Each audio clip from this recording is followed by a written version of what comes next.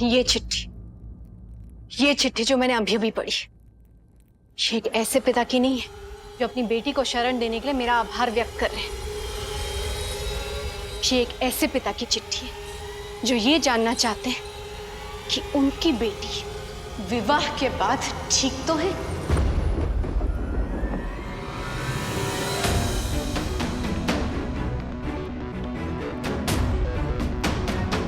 वो उपहार मेरे लिए नहीं है, वो आपके लिए है। वो उपहार है जो एक पिता अपनी बेटी को भेजते हैं विवाह के बाद।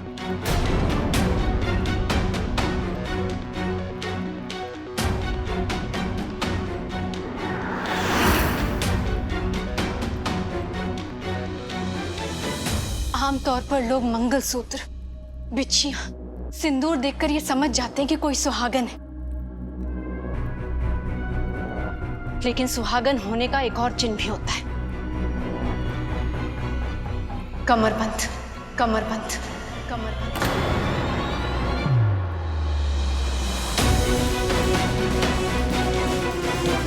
और मैंने आपको कमरबंद पहने हुए देखा था।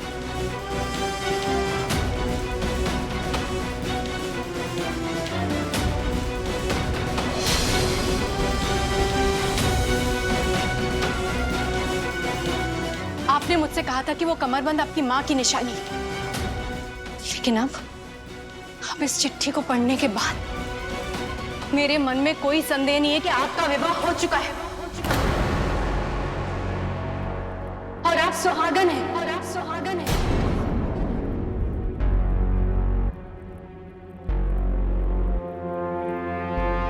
लेकिन फिर भी आपने ये बात मुझसे छुपाई क्यों? नहीं बताया आपने मुझे राजकुमारी कल्याणी? क्यों छुपाई ये बात मुझसे?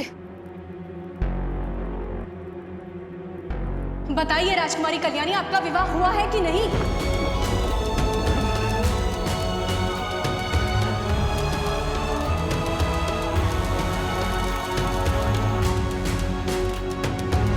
आप मुझसे इतनी बड़ी बात छुपाएंगे, ये मैंने कभी नहीं सोचा था।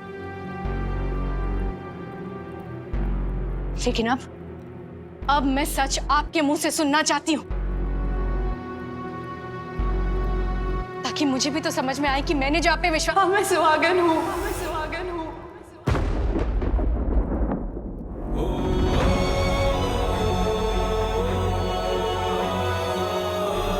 मेरा विवाह हो चुका है, हो चुका है।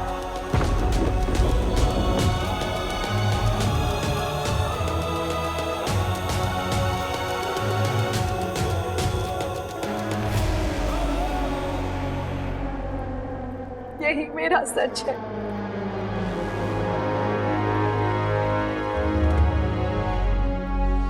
यही मेरा सच है।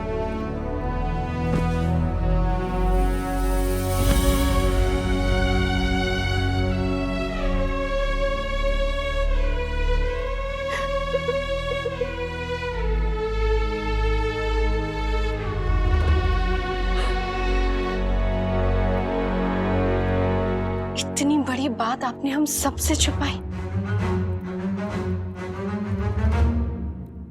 एक पल के लिए भी नहीं सोचा कि जब सच सामने आएगा तो कैसा होगा। जब सच मुझे पता चलेगा तो मुझे कैसा लगेगा। मैं ये नहीं समझ पा रही हूँ कि ऐसी कौन सी मजबूरी थी कि विवाह के बाद आप अपने पति के घर नहीं गई। ऑक्सी जी के साथ आपके पापा ने आपको यहां भेज दिया।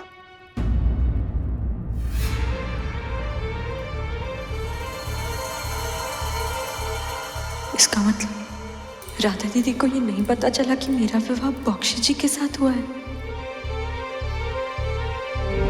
मैं सच सुनना चाहती हूँ, आप यहाँ क्यों आई? आपके पति कहाँ है? कौन है वो? और आप अपने पति के साथ क्यों नहीं? ऐसा कौन करता है कि विवाह के बाद दुल्हन को किसी और के घर भेज दे शरण लेने? बताइए राजकुमारी कल्याणी।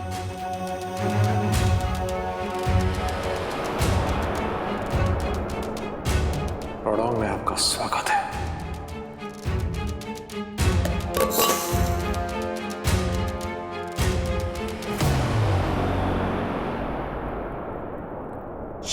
ये इतना बड़ा क्या रहस्य है जो आप हम सबसे छुपा रही? मुझे भी सच नहीं बता पाई आप। और कौन है वो? क्या हम उन्हें जानते हैं?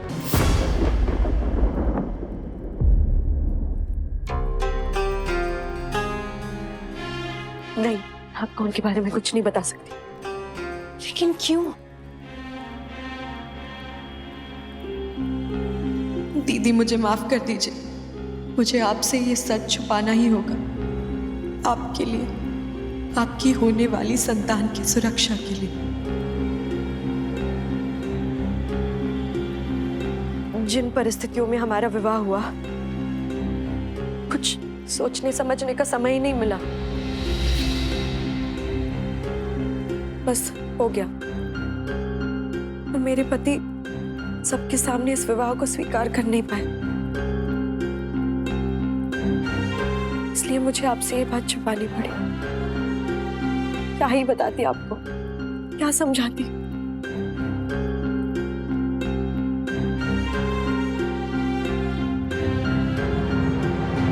ऐसा कैसे कर सकता है कोई कि अपनी नई नवेली दुल्हन की जिम्मेदारी ना ले?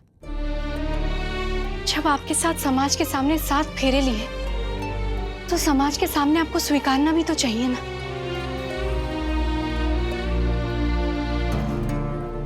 उनकी कुछ मजबूरियां हैं। मजबूरियां विवाह से पहले नहीं पता थी, और अगर मजबूरियां थी तो विवाह करना ही नहीं चाहिए था। सच कहूं तो मुझे कोई फर्क नहीं पड़ता। ये विवाह मेरे लिए केवल एक समझौता है। ऐसा कैसे कह सकती हैं आप तो विवाह करना ही नहीं चाहती थी, फिर आपने समझौते के लिए विवाह कर ली? ऐसा ही है, और मैं समझ सकती हूँ कि कोई बहुत बड़ा कारण होगा जिसकी वजह से मुझे पत्नी के रूप में जगह नहीं दे पा रहे हैं। और मुझे कोई शिकायत नहीं है, क्योंकि मैं उनसे प्यार भी नहीं करती। मेरे दिल में उनके लिए कोई जगह नहीं है। ऐसा मत कहिए, आपका विवाह हो चुका है, वो आपके पति है, आप उनकी अर्धांगिनी है। और फिर प्यार एकदम से थोड़ी ना हो जाता है, समय लगता है। एक दूसरे के साथ वक्त बिताते बिताते एक दूसरे को समझने का मौका मिलता है, और फिर प्यार भी हो जाता है।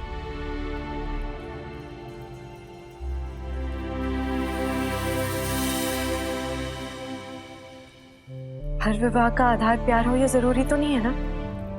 कभी कभी विवाह प्यार के लिए होता है, जैसे माँ बाबा का हो, आपका और बख्शी जी का।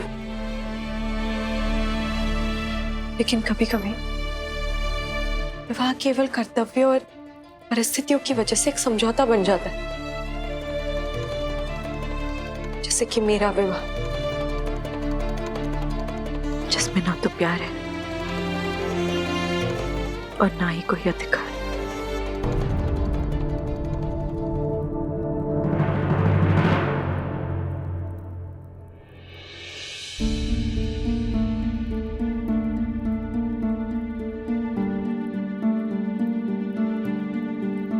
जानती हूँ, सच्चा प्यार वही होता है जहां विश्वास हो। ऐसा विश्वास जिसमें हम एक दूसरे इंसान के साथ अपने सपने, अपनी आशाएं, अपने हौसले बांटने से पहले एक पल के लिए भी ना सोचे, क्योंकि हमें पता है कि हमारी सारी ताकत, हमारी सारी कमजोरी उस इंसान के साथ सुरक्षित है। ऐसा विश्वास कि हमें पता है कि हम अगर डूब रहे हो तो वो इंसान अपना हाथ देकर हमें बाहर जरूर निकालेगा। ऐसा विश्वास कि अच्छे और बुरे के परे वो इंसान हमें एक इंसान, और एक साथी के रूप में देखेगा। ऐसा विश्वास कि उस इंसान के लिए हम अपना जीवन भी दांव पे लगा दें। जहां ऐसा विश्वास होता है ना, सच्चा प्यार वही जन्म लेता है, वही जिंदा रहता है। लेकिन ऐसे विश्वास के लिए जरूरी है कि रिश्ता साथ में जिया जाए, क्योंकि तभी उस संबंध की जड़ों जमने का गहराइयां मिलती। और मैं आपको विश्वास दिलाती हूँ, जिस दिन ये गहराइयां आपने पा ली ना, उस दिन आपको समझ में आएगा कि प्यार का आसमां कितना ऊंचा है, कितना फैला हुआ है।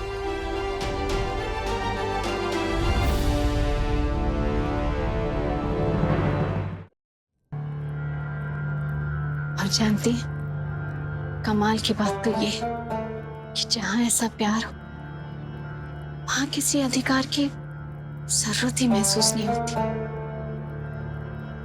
हमारे विवाह में हम दोनों का साथ आना नहीं लिखा है। शुभ शुभ बोली। मुझे नहीं पता कि ऐसी कौन सी मजबूरी थी कि आपको ये विवाह करना पड़ा, लेकिन विवाह तो विवाह है ना।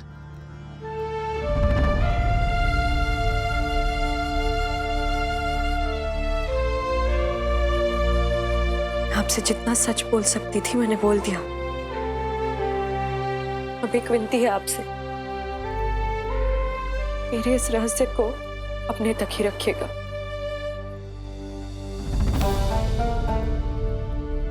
वचन दीजिए मुझे कि आप इसके बारे में किसी से बात नहीं करेंगे। मैं वचन देती हूँ आपको, ये बात मैं किसी से नहीं बताऊंगी। लेकिन आप इतना बड़ा दुख कैसे उठा रही है?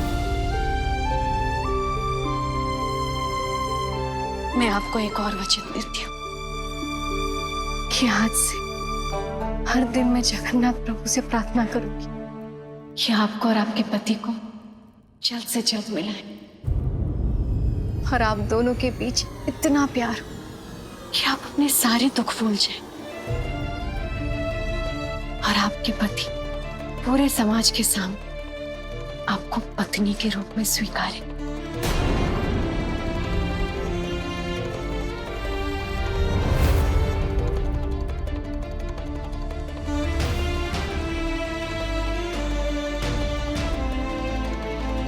और अगर आपको कभी भी ऐसा लगे कि मैं किसी भी तरह से आपकी मदद कर सकती हूँ आपको और आपके पति को मिलाने के लिए, आप बेझिझक मुझसे कहेंगी।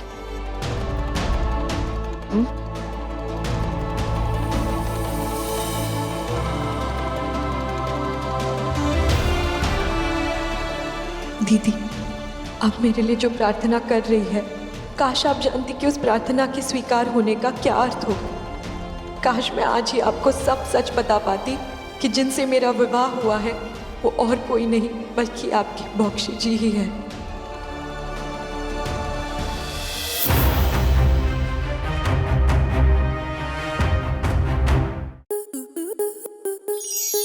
स्टार प्लस के ऐसे ही और बेहतरीन लम्हे देखने के लिए सब्सक्राइब करें हमारे YouTube चैनल को।